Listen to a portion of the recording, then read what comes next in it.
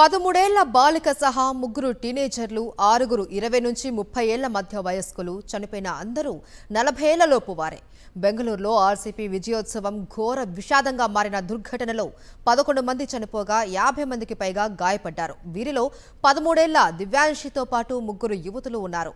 RCB అంటే loyal ఫ్యానిజానికి పెట్టింది పేరుగా చెబుతారు. సుదీర్ఘ నిరీక్షణ తర్వాత తమ జట్టు ఐపీఎల్ కప్పు గెలవడంతో అభిమానులు సంబరాలకు పోటెత్తారు. ఊహించని రీతిలో మృత్యు ఒడిలోకి చేరుకున్నారు.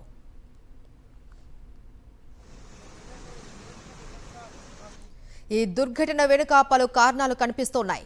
ఉచిత పాస్లంటూ వదంతులు, స్టేడియం వద్ద గేట్ల మూసివేతతో నెలకొన్న గందరగోళం, అధిక రద్దీతో తోపులాట వంటి వాటి వల్లే ఈ విషాదం చోటు చేసుకున్నట్లు తెలుస్తోంది. చిన్నస్వామి స్టేడియం సామర్థ్యం 35,000 మంది మాత్రమే. కానీ నిన్న సాయంత్రం అక్కడికి దాదాపు 3 లక్షల మంది అభిమానులు చేరుకున్నారు. పాస్లు ఉన్నవారు మాత్రమే స్టేడియం లోపలికి వెళ్లేందుకు అనుమతి ఉంది. కానీ చాలా మంది పాస్లు లేకుండానే అక్కడికి చేరుకున్నారు. అదే సమయంలో 7వ నెంబర్ గేటు వద్ద ఉచిత టికెట్లు పంచుతున్నారు అన్న ప్రచారం మొదలైంది. దీంతో వాటిని తీసుకునేందుకు ఫ్యాన్స్ పరుగులు తీశారు.